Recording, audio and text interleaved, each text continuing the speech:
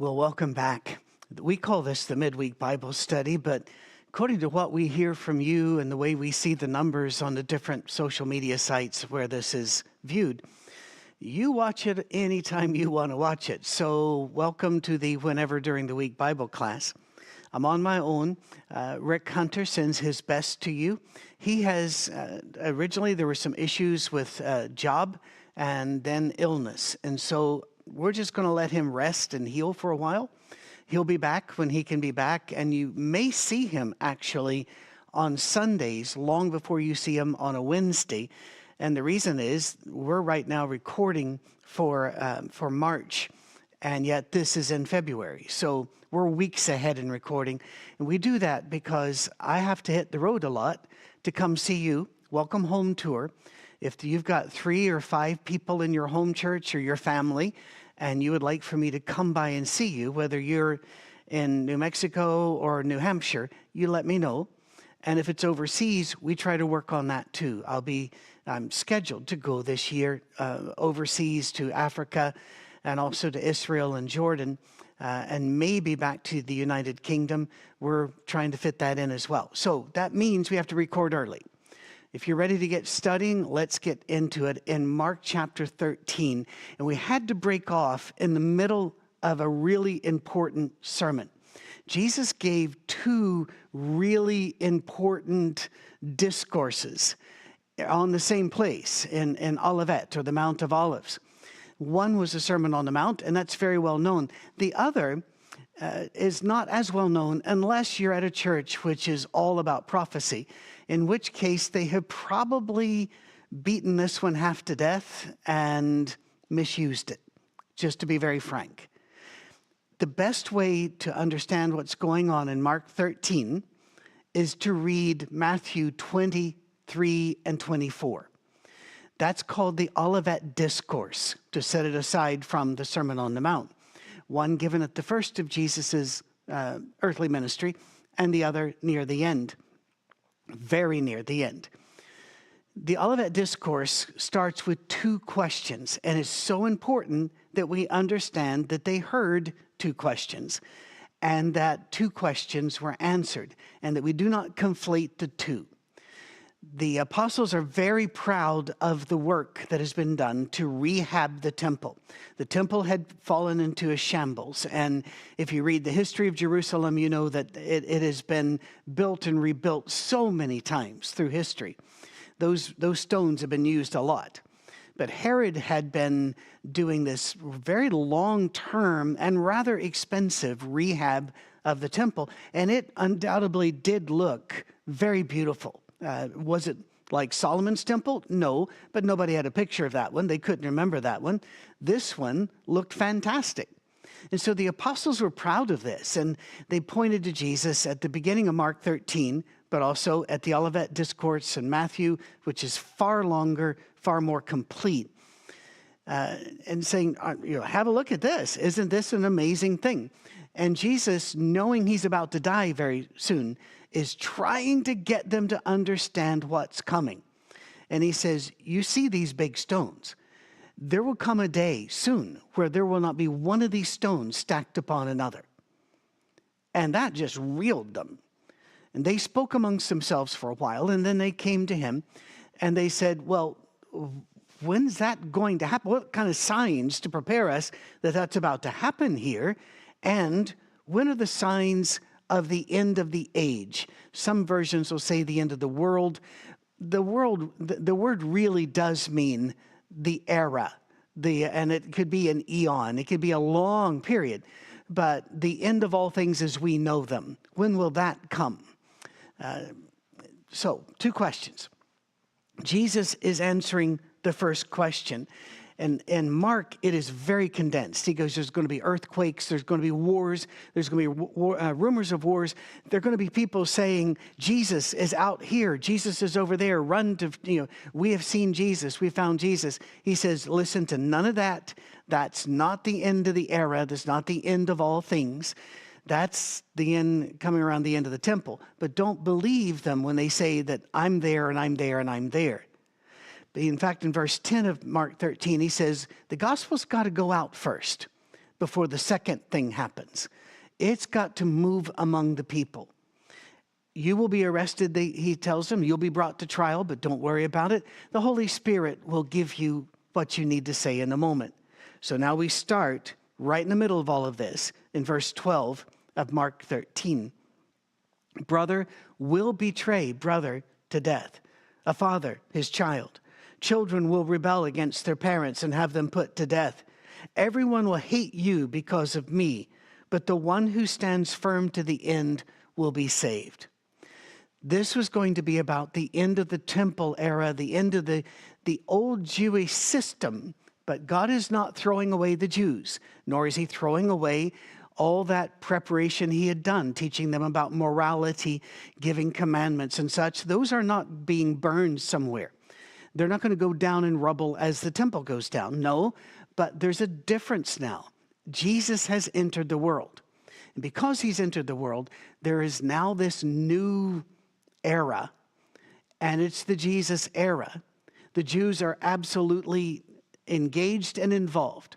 However, early on, infighting between the Jewish Christians and the Gentile Christians would help the Romans split everything apart. And we cannot blame entirely the Romans. You absolutely can't entirely blame the Jews or the Christians. Everybody had a hand in this. And because of this, it all goes apart. And eventually, not long after this, there's going to be one wall left of that temple. And that's the wall that we call the Wailing Wall today, where Jewish people go to pray for restoration of the temple and also of themselves as the nation of God. Many of them do so in a secular way. Let's not get into that, all right? Brother will betray each other. This is awful, but you do that. Religious things divide people. Political things divide people. For the last, I don't know, maybe 6 to 8 years in my memory is the first I've ever seen where different political parties will put out, all right, it's coming up to Thanksgiving or Christmas or New Year's or whatever. Here's a list of things to say when your parents or your kids say this. And I know of people whose families split up over their reaction to COVID. I know of people who split up over reaction to the last several elections, and they don't even talk to each other. But we live in America, in a country where most of the time you're not going to be put in jail or killed for it. They did not. And therefore, these things would end in death for many families. Everyone will hate you because of me. That sounds awful, doesn't it? But is it still not true? Now, not in some safe areas, but for an example, recently in Britain, a man who's very well known, philosopher and political commentator, had to write a book on, I'm a Christian and I'm okay. You can trust me. You can trust Christians, because even in the United Kingdom, being a Christian is looked upon as untrustworthy, unsmart, ill-educated. And it's becoming more and more so here. And you will find it happening all over the world, except in some areas that are still poorer areas where people receive him gladly. What is it about Jesus that offends people? A lot. But think of John chapter 14, where he says, I am the way, the truth, the life. No man comes to the Father but by me. That exclusivity the world hates. It demands a false diversity. It demands that you accept all diversity if it's the diversity they like. I was disinvited. I had been invited to speak at a major secular university, a state university in the Northeast of the United States, on Christians and diversity and how we can work together with people with different viewpoints.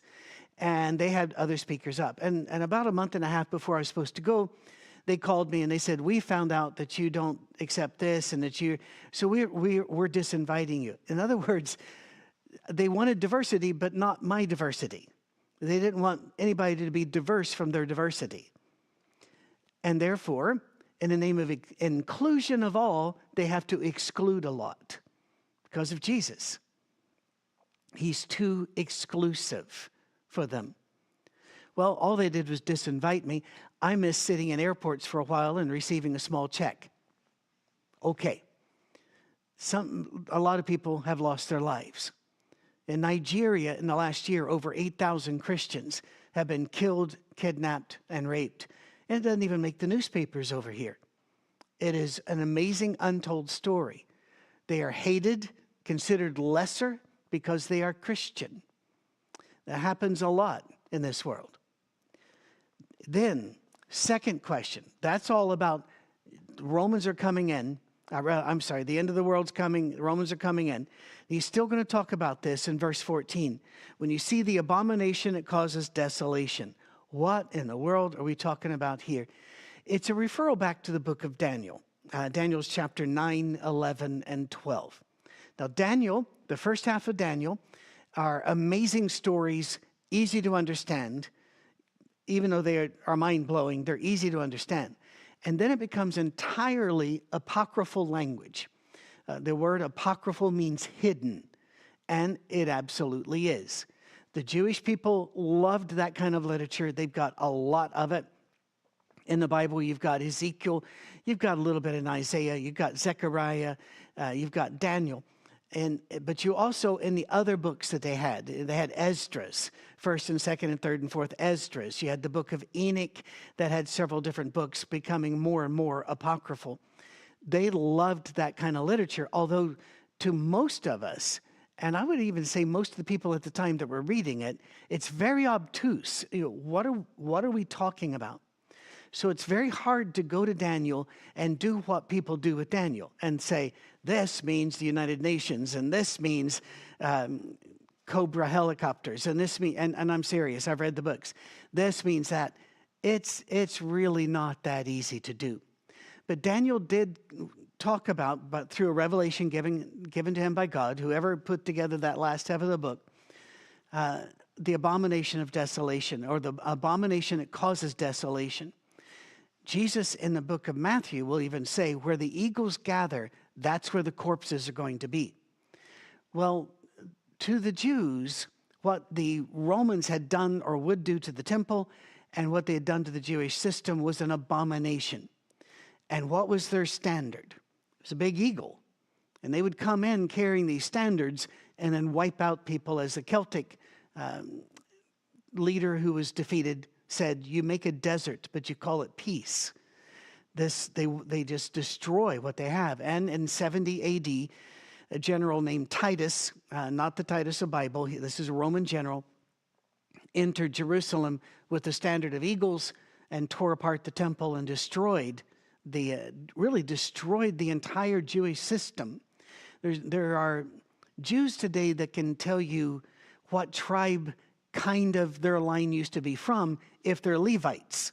The name Cohen is a good sign that somewhere down the line they were Levites. But most of the other tribes, they have no ability at all to tell you, because the records were destroyed and the people were scattered, and over 2,000 years things are lost. So this abomination, standing where it does not belong, it comes into the holy temple precincts. Let the reader understand. Then those who are in Judea, let them flee to the mountains. Let no one on the housetop go down and enter the house to take anything out. You don't have time. You see that, run. Let no one in the field go back to get their cloak. How dreadful it will be in those days for pregnant women and nursing mothers. Jesus always had a sincere, deep, and public interest in the welfare of women. Let no one go back to see. Pray that this will not take place in winter. And if you don't know this, winter is cold. Winter is cold in the Middle East. We always think of it as desert. Well, even desert is freezing cold at night, even in summer. They do get snow in Israel. You do get snow in Syria and Iraq. The weather can be very bad. So he's prayed that it not be then, because those will be days of distress, unequaled from the beginning when God created the world until now, and never to be equaled again. Well, hang on. Were more people killed at the destruction of Jerusalem in 70 AD than killed by the Nazis in the prison camps? No. Were more people killed than killed by Stalin? No. He's probably still the world leader in killing his own people. What about by Pol Pot or Saros, as he's also known? No. So what is he talking? It's not talking about numbers of people. It's talking about effect. The entire Jewish nation, as the people of God centered around Jerusalem, comes to an end. Now, there is a nation of Israel today, the only democracy in the area, and therefore I support its existence 100%. I can't tell you I support all of its politics because I don't know the politics, but I support an existence of democracy there and their right as a people to exist and to have their own nation. That's not the same thing that was there before 70 AD. There are more Jewish people in the state of New York than there are in Israel, I'm told. I haven't done the math, but this is what I hear from very reliable sources that track this, who are Jews and Israelis. So what's the thing here? This is the great diaspora, the spreading, the forced spreading of God's people. If you've ever wondered, maybe you watched Fiddler on the Roof or something and wondered, how did Jews end up in Russia? Or you've seen and how did Jews get into, the Sephardic and Ashkenazi Jews, and how did they get into Spain? They were forced. And then when they make homes, like in Britain, all of a sudden the king says, we're taking all the property and killing all the Jews and driving them out of the nation. It happened time after time after time. And so for 2,000 years, they've been dispossessed. And now they have that little sliver of land. And Golda Meir, their first prime minister, I'll never forget her comment that went something like, Moses spent 40 years in the wilderness leading the Israelites to the only place in the Middle East that didn't have oil. That's that little sliver of land, and it's tiny. That's now where they are, but they were dispossessed for so very long. So it was a great tragedy. And look at all of the pain it unleashed for literally 2,000 years. Some could argue, I would, that the pain has not ended because they are surrounded by threats. And politicians argue about whether they should be there at all. And there are even some countries where maps do not include Israel on the map. It's rather amazing. So yes, this was something the world had not seen before and hasn't seen again. If the Lord had not cut short those days, the time of the destruction of Jerusalem, no one would survive. But for the sake of the elect, whom he has chosen, he has shortened them. So did he choose just a few people to survive? Calvinists often leap upon the word elect to indicate that God had pre-chosen some people to survive and others not to. I do not believe that that's what's going on here at all. I'm not a Calvinist, but that doesn't mean I automatically don't think. I don't think because of the context. I think it's talking about the Jewish people as a people. If God had not shortened those days by overthrowing the Roman government repeatedly, one emperor after another emperor, the whole area gets confused about who's the enemy. During this period, the Jewish people can travel and survive. And in some places, for a while, even thrive.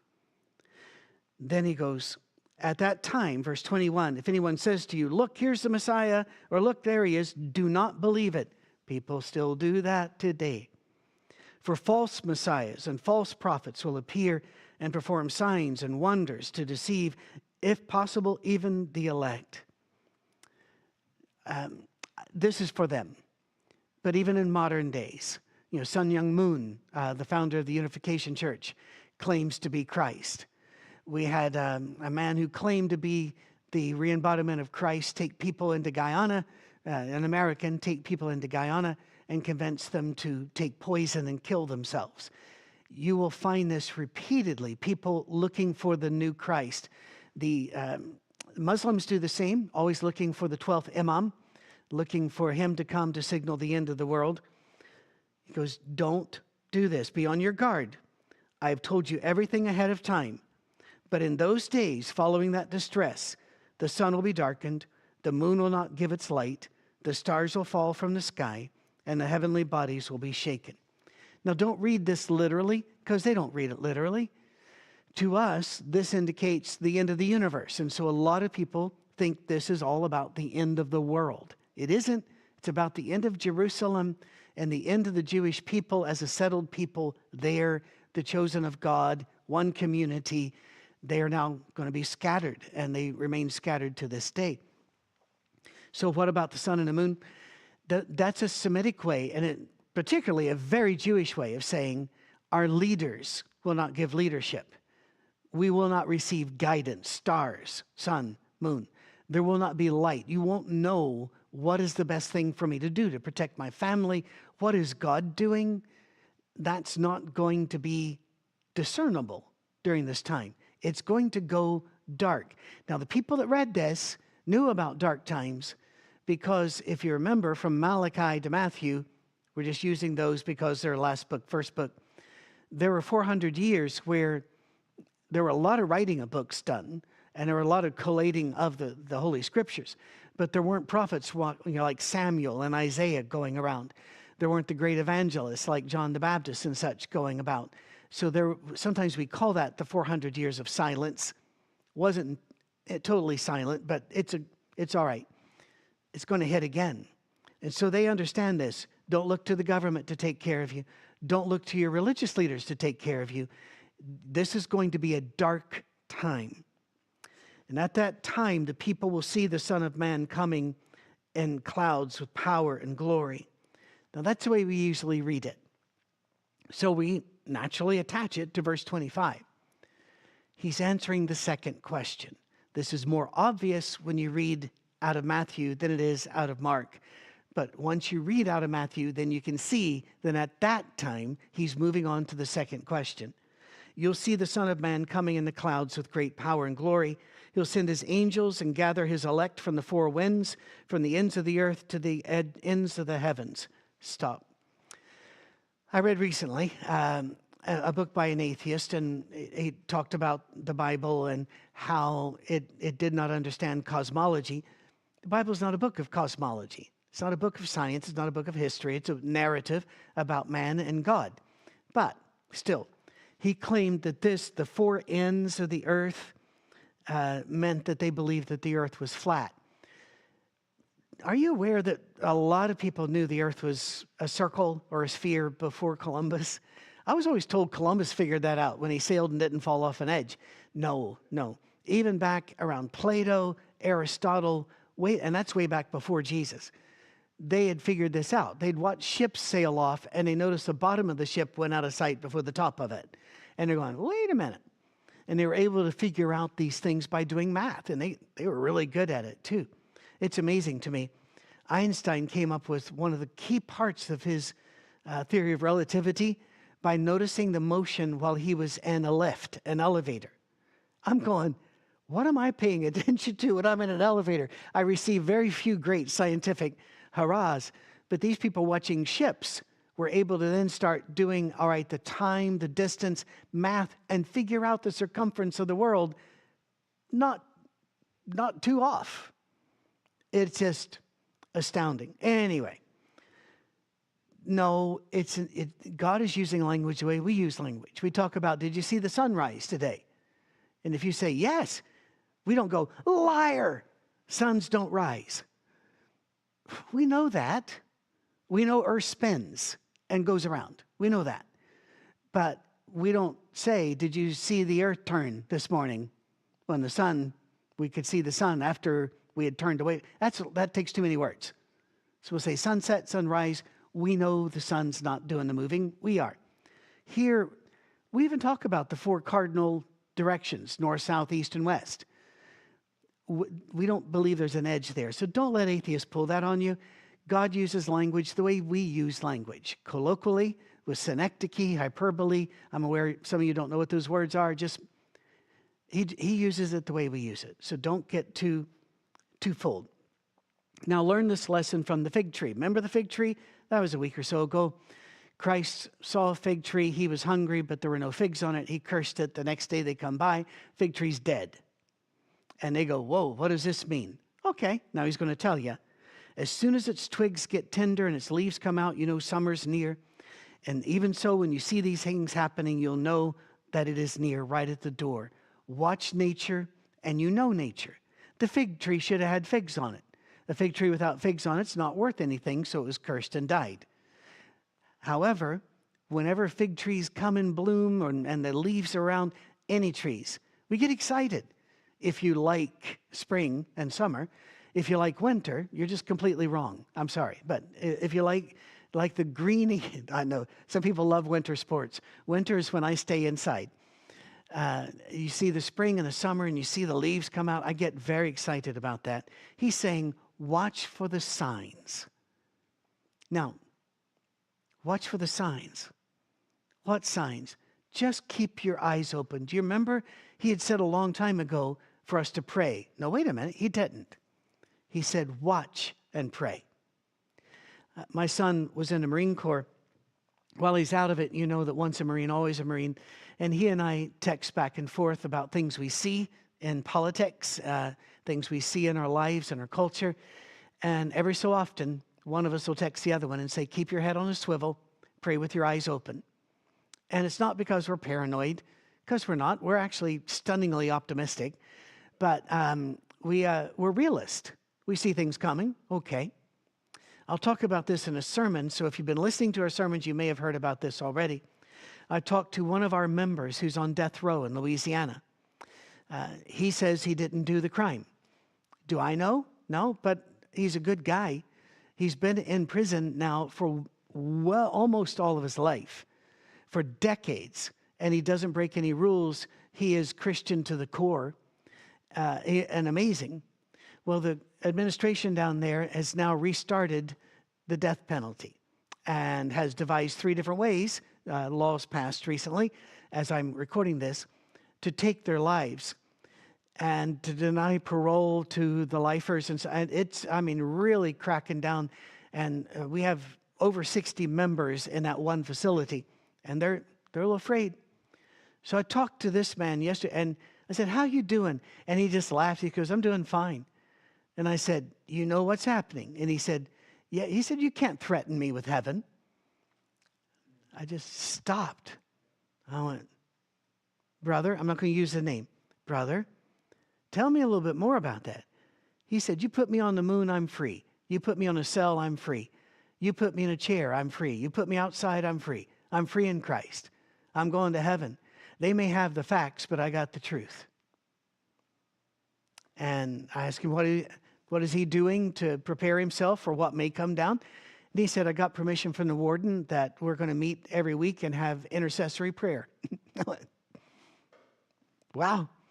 When you call prisoners, you'll find out a lot of times that if they've had a true conversion experience, and these have, decades, not even one write-up, you can't turn around in a prison without getting a write-up. And they hold to God and hold to their faith, you come away encouraged. In fact, one time, this same brother preached me a sermon because he heard in my voice I was tired. I was a little worn down.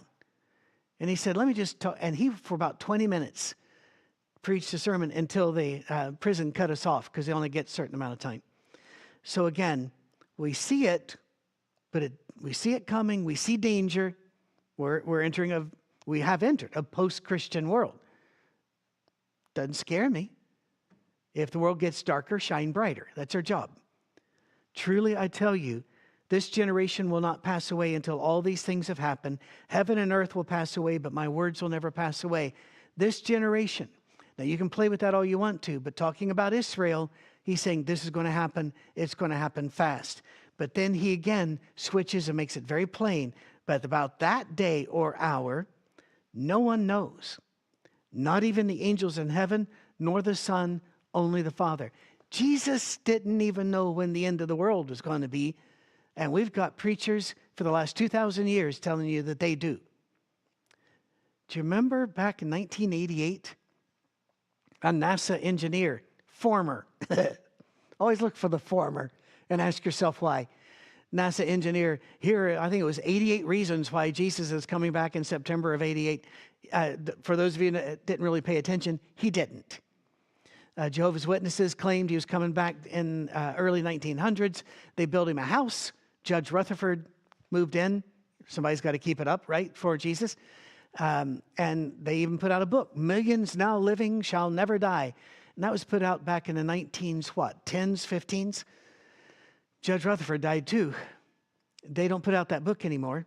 And if you've got one, hold on to it. It is everybody, the Seventh-day Adventist, everybody who said, here he comes, has been wrong for 2,000 years. And yet somebody's got a feeling that this time they got it right. You know, don't worry about the end of the world. Be concerned about the end of you, that you're going to end it facing Jesus. You won't have answered all the questions. You won't have conquered all the mountains.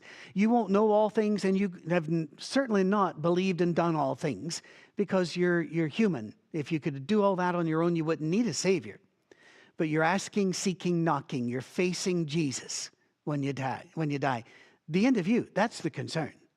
Let's not worry about the end of a nation or the end of the world. Let's deal about the end of ourselves and those we can touch with the grace of God. This generation's going to pass. He goes, not even the Father. Let me talk about that a little bit. What date will be at the end of the world? So many people go to Daniel and try to play around with the 7 sevens and the 3.5s and the... What are the odds you get it right when all of those hundreds of other people who wrote books about it and built churches around it and movements around it were wrong? What are the odds? And you got a feeling, a dream, something? God talked to you, didn't want to talk to them? That makes no sense. Perhaps it's not a date. Think about this. I don't think it's a date for the end of this era. I don't. So what is Jesus talking about? Well, think of it this way. I had 2 children, now both grown, magnificent people. I look up to them. They are amazing. But when they were younger, they would say things like, when can I start driving lessons? Or when can I date? And my answer wasn't August 10th, 2000. No, because it wasn't a date certain. It was a set of circumstances. When I see you're ready to start driving, when I see that you're responsible enough to hand you 2 tons of car and a key, then you can do this. And by the way, that's not a put-off thing. We really believed in if they had shown responsibility, give them responsibility. And so we were very happy for them to drive. But we couldn't tell them to date. And when am I ready to date? You know, not in a big group, just me and a girl or me and a boy. I don't know. But I can tell you that normally it doesn't start until around this time. But the date is when I see that you're able and ready, trustworthy, and that you know enough to protect yourself and others. I don't think there's a date. I think there's a set of circumstances. And that's the day and hour the Father says, now. Think about that. We got to stop here in just a minute. Heaven and earth will pass away, but this is coming. I was always told it was going to come real soon. And I've been told all my life it's coming real soon. So I've done a lot of reading over this, probably close to 100 books. And that's no exaggeration. I read a lot. And I remember what I read. That's the only talent I've got, people. I can't fix your toaster. I have found that there's not been one generation since the death of Jesus that was not absolutely convinced they were the last generation and they could prove it by the signs they saw. Maybe we should get our heads off of that and get our heads onto loving ourselves, our neighbors, and our God, but not in that order. Think about that. We are going to wrap up that bit, and then we're going to leap into an event in Bethany that I find more than fascinating. But that'll be next week. Thank you for joining us. Please join us again. Subscribe, like, and hit the bell. Why do you have to hit the bell if you subscribe? Because YouTube will not necessarily show you what you subscribe to. They'll show you what they want you to see. But if you hit the bell, you'll just receive a notification every time we put up a video. If you don't want to watch that video, just swipe it away. That's it. Yeah, you don't even have to enable notifications on your phone. But if you do, it'll let you know there are videos waiting if you want to see them. All right? So subscribe, like, hit the bell, and share.